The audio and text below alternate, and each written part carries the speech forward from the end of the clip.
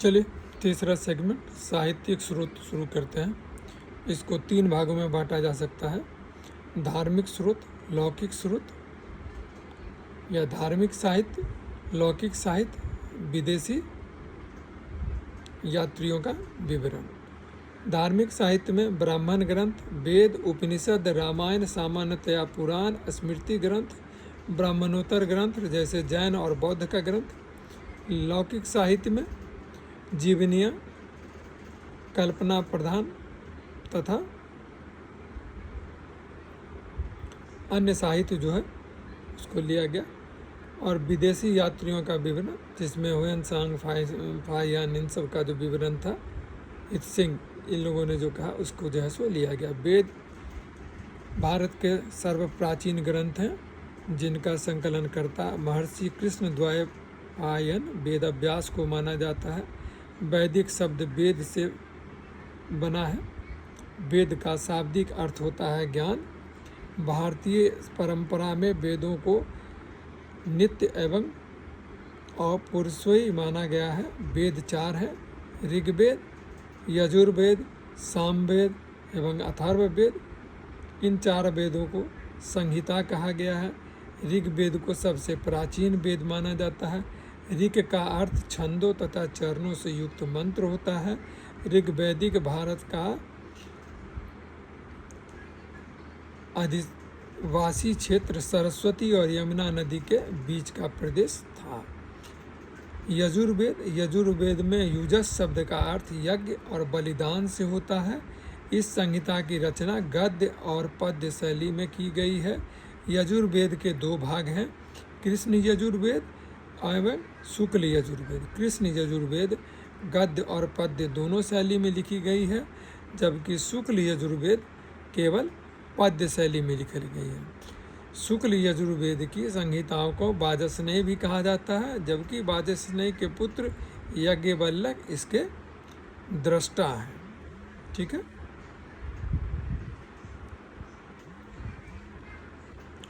तो ये यजुर्वेद हुआ। अब इसके बाद जो नेक्स्ट आएगा वो आएगा आपको सामवेद। सामवेद में यज्ञों के अवसर पर गाए जाने वाले मंत्रों का संग्रह है। सामवेद में कुल 1875 ऋचाएँ हैं।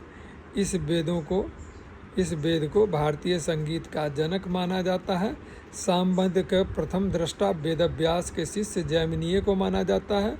उसके बाद आता है अथर्ववेद। अथर्ववेद का नाम अथर्वा ऋषि के नाम पे पड़ा है। अथर्ववेद को ब्रह्मवेद और श्रेष्ठ वेद भी कहा जाता है। इसमें कुल 20 अध्याय है। इसमें 731 सूक्त एवं 5987 मंत्र है। अथर्ववेद में सामान्य मनुष्यों के विचारों, विश्वासों एवं अंधविश्वासों तथा जादू टोना का विवरण मिलता है। अथर्ववेद को आयुर्वेद अर्थात जीवन का विज्ञान भी कहा जाता है। औषधीय वनस्पतियों के विषय में सूचना अथर्ववेद से मिलती है। अंग, मगध, अयोध्या का उल्लेख अथर्ववेद में किया गया है। अथर्ववेद में सर्वप्रथम इतिहास शब्द का उल्लेख किया गया। यह बहुत इम्पोर्टेंट है, जो किस वेद में सबसे पहले इतिहास शब्द का उल्लेख किया गया है, तो ये अथर्ववेद में है। उसके बाद आता है ब्राह्मण ग्रंथ। ब्राह्मण ग्रंथ वैदिक संहिताओं की व्याख्या करने के लिए गद्य में लिखे गए हैं। ब्राह्मण ग्रंथ की रचना याज्ञिक विधि विधान के प्रतिपादन के उद्देश्य से किया गया है। शतपथ ब्राह्मण में गंधार, शल्य, कैकेयी, कुरु, पांचाल, कौशल, विदेह आदि राजाओं का उल्लेख मिलता है। शतपथ ब्राह्मण में पुनर्जन्म का सिद्धांत का पहली बार उल्लेख मिलता है। ठीक है ना। आरण्यक ग्रंथ मुख्यतः दार्शनिक ग्रंथ है। इसकी रचना अरण्य अर्थात जंगल में की गई। उसके बाद आता है उपनिषद। उपनिषद का शाब्दिक अर्थ होता है समीप बैठना। उपनिषदों को वेदांत भी कहा जाता है। उपनिषद धार्मिक ग्रंथ है जिसका ध्येय ज्ञान की खोज करना है। उपनिषद की कुल संख्या 108 है, जिसमें 12 उपनिषदों का विशेष महत्व प्राप्त है। श्वेतसार उपनिषद में मोक्ष एवं भक्ति शब्द का उल्लेख किया गया है। वेदांग तथा सूत्र, वेदों को भली भांति समझने के लिए 6 वेदांग की रचना की गई। वे हैं शिक्षा, शुद्ध उच्चारण शास्त्र, ज्योतिष, कल्प, कल्प में कर्मकांड जो है सो विधि है, निरुक्त शब्दों की व्युत्पत्ति का शास्त्र, ज्योतिष एवं छंद, ये जो है सो है। उसके बाद सूत्र साहित्य का जो है सो प्रयन वैदिक साहित्य का अक्षुण्ण बनाए रखने के लिए किया गया। ऐसे सूत्र जिसमें विधि और नियमों का प्रतिपादन किया गया है, इनको कल्प सूत्र कहते हैं। कल्प सूत्रों में 3 भाग हैं, श्रौत सूक्त, गुह्य सूक्त और धर्म सूक्त। श्रौत सूक्त में यज्ञ संबंधी नियमों का उल्लेख है। गुह्य सूक्त में मनुष्य के लौकिक एवं परलौकिक कर्तव्य का विवेचन है। धर्म सूत्र में धार्मिक, सामाजिक और राजनीतिक कर्तव्यों का विवेचन है। सूत्रों में गौतम धर्म सूत्र को सबसे प्राचीन माना जाता है। पुराण, धर्मशास्त्र एवं स्मृतियाँ, भारतीय ऐतिहासिक कथाओं का सबसे अच्छा क्रमबद्ध विवरण हमें पुराण में मिलता है। पुराणों को रचयिता लोमहर्ष अथवा उनके पुत्र उग्रश्रवा को माना जाता है। पुराण का शाब्दिक अर्थ प्राचीन आख्यान होता है और उसकी रचना शैली या रचना जो है 3री-4थी शताब्दी ईस्वी में की गई। सर्वप्रथम पार्जिटर नामक विद्वान ने उनके ऐतिहासिक महत्व की ओर ध्यान आकृष्ट कराया था। अमरकोश में पुराणों के 5 विषय बतलाए गए हैं। सर्ग अर्थात जगत की सृष्टि, प्रतिसर्ग अर्थात प्रलय के बाद जगत की पुनः सृष्टि, वंश अर्थात ऋषियों तथा देवताओं का वंशावली, मनवंतर अर्थात महायुग, वंशानुचरित अर्थात प्राचीन राजकुलों का इतिहास। पुराणों की संख्या 18 है। मत्स्य, वायु, ब्रह्मांड, भागवत पुराणों में राजा की वंशावली पाई जाती है। मत्स्य पुराण सबसे अधिक प्रामाणिक और प्राचीन पुराण है। विष्णु पुराण का संबंध मौर्य वंश से, मत्स्य पुराण का संबंध आंध्र सातवाहन से, वायु पुराण का संबंध गुप्त वंश से है। पुराण सरल एवं व्यावहारिक भाषा में लिखे गए हैं। वैदिक साहित्य के उपरांत 2 महत्वपूर्ण महाकाव्य की रचना हुई, जिसमें रामायण एवं महाभारत है। रामायण की रचना 500 ईस्वी पूर्व से 300 ईस्वी के मध्य में हुई, जबकि महाभारत की रचना 400 ईसा पूर्व से 400 ईस्वी के बीच हुई। रामायण की रचना महर्षि वाल्मीकि ने की थी, जबकि महाभारत की रचना महर्षि वेदव्यास ने की थी। महाभारत में 1 लाख श्लोक है, जिसके कारण इसे शत सहस्त्र संहिता भी कहा जाता है। इन महाकाव्यों से उत्तर वैदिक कालीन आर्यों के जीवन के विषय में जानकारी मिलती है। धर्मसूत्र, स्मृति, भाषा निबंध आदि के सम्मिलित ग्रंथ को धर्मशास्त्र कहा गया।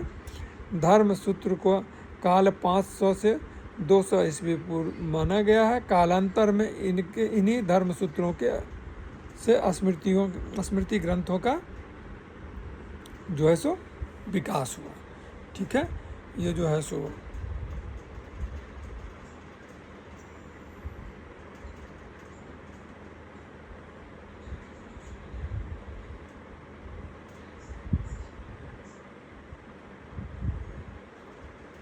इसको थोड़ा सा और ले लेते हैं, ठीक है ना, ताकि उसके बाद जो है सो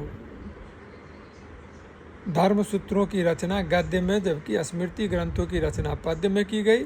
सबसे प्राचीन मनु स्मृति है। इसकी रचना 200 ईस्वी पूर्व से 200 ईस्वी के बीच मानी जाती है। नारद, पराशर, बृहस्पति, कात्यायन स्मृतियाँ गुप्तकालीन हैं। उनसे गुप्त काल की सामाजिक और धार्मिक जीवन पर प्रकाश पड़ता है। मनु स्मृति के मुख्य टीकाकार भारुचि, मेधातिथि, गोविंदराज और कुल्लुक भट्ट हैं। याज्ञवल्क्य स्मृति के प्रमुख टीकाकार विश्वरूप, विज्ञानेश्वर तथा अपरार्क हैं। स्मृति टीकाओं से हमें हिंदू समाज के विभिन्न पक्षों के विषय में जानकारी प्राप्त होती है। बौद्ध साहित्य सबसे प्राचीन बौद्ध ग्रंथ त्रिपिटक है। इनके नाम हैं सुत्त पिटक, विनय पिटक और अभिधम्म पिटक। सुत्त पिटक को बौद्ध धर्म का इंसाइक्लोपीडिया भी कहा जाता है। जातक ग्रंथों में बुद्ध के पूर्व जन्मों की काल्पनिक कथाएं हैं। सिंघली बौद्ध ग्रंथ दीपवंश और महावंश से भी भारत के प्राचीन इतिहास पर प्रकाश पड़ता है। उसके बाद आते हैं जैन साहित्य पे। जैन साहित्य को आगम कहा जाता है। जैन आगमों में सबसे महत्वपूर्ण 12 अंग हैं। जैन का प्रारंभिक इतिहास कल्पसूत्र लगभग 4वीं शती ईस्वी पूर्व से ज्ञात होता है, जिसकी रचना भद्रबाहु ने की थी। जैन ग्रंथों की रचना प्राकृत भाषा में हुई है। भगवती सूत्र से महावीर की शिक्षाओं का संग्रह किया गया और तथा उपासक दशाओं में उपासकों के जीवन संबंधी नियम दिए गए हैं। जैन साहित्य से तत्कालीन भारतीय समाज की सामाजिक और धार्मिक दशा पर पर्याप्त प्रकाश पड़ता है। लौकिक साहित्य के अंतर्गत ऐतिहासिक एवं अर्ध ऐतिहासिक ग्रंथों और जीवनियों का विशेष रूप से उल्लेख किया जाता है। ऐतिहासिक रचनाओं में सर्वप्रथम कौटिल्यकृत अर्थशास्त्र का किया गया है और अर्थशास्त्र को भारत का पहला राजनीतिक ग्रंथ भी माना जाता है, जिसमें मौर्यकालीन इतिहास एवं राजनीतिक ज्ञान के विषय में महत्वपूर्ण सूचनाएं प्राप्त होती है। कौटिल्यकृत अर्थशास्त्र पर कामंदक ने नीतिसार नामक एक टीका भी लिखा हुआ है। ठीक है, उसके बाद जो है सो हम लोग आ जाते हैं विदेशी यात्रियों के विवरण पे। विदेशी यात्रियों के विवरण को 3 भाग में बांटा जा सकता है। पहला यूरोपीय व रोमन लेखक, दूसरा चीनी लेखक और तीसरा अरब के लेखक। यूनान और रोम के लेखकों में सबसे प्राचीन हेरोडोटस और टिसियस का वृत्तांत है। टिसियस ईरान का राजवैद्य था। हेरोडोटस को इतिहास का पिता कहा जाता है। उसने अपनी पुस्तक हिस्टोरिका में 5वीं शताब्दी ईसा पूर्व के भारत फारस के संबंध का वर्णन किया है। सिकंदर के समकालीन लेखक निरियाकस, ओनिसिक्रिटस और अरिस्टोबुलस के विवरण अपेक्षाकृत अधिक प्रामाणिक एवं विश्वसनीय हैं। सिकंदर के पश्चात 3 यूनानी राजदूत मेगास्थनीज, डाइमेकस तथा डायोनिसियस पाटलिपुत्र के मौर्य दरबार में आए थे। इंडिका नामक पुस्तक में मौर्य युगीन समाज एवं संस्कृति के विषय में जानकारी प्राप्त है। टॉलमी ने 2री शताब्दी में भारत का भूगोल लिखा था। प्लिनी ने 1म शताब्दी में नेचुरल हिस्ट्री नामक पुस्तक लिखी थी। इससे भारतीय पशुओं, पेड़ पौधों और खनिज पदार्थों आदि का ज्ञान प्राप्त होता है। पेरिप्लस ऑफ द इरिथियन सी नामक पुस्तक के लेखक के बारे में जानकारी नहीं है। वह 80 ईस्वी के लगभग हिंद महासागर के यात्रा पर आया था। उसने भारतीय बंदरगाहों और व्यापारिक वस्तुओं के बारे में जानकारी दी। अब आ जाते हैं सेकंड पे, चीनी लेखक पे। चीनी यात्री बौद्ध मतानुयायी थे तथा भारत में बौद्ध तीर्थ स्थानों की यात्रा तथा बौद्ध धर्म के विकास की जानकारी प्राप्त करने आए थे।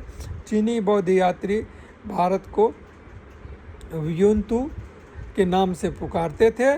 वेनसांग 7वीं सदी में हर्षवर्धन के शासनकाल में भारत आया था।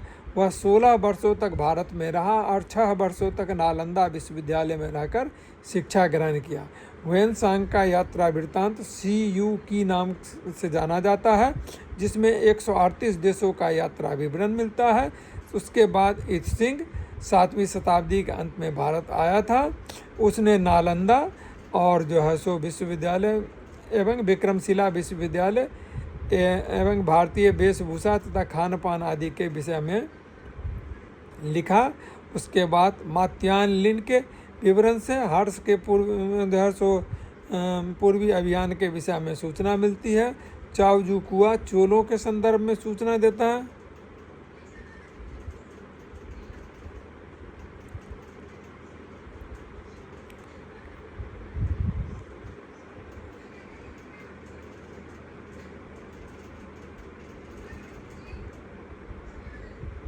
ठीक है, तो ये जो है सो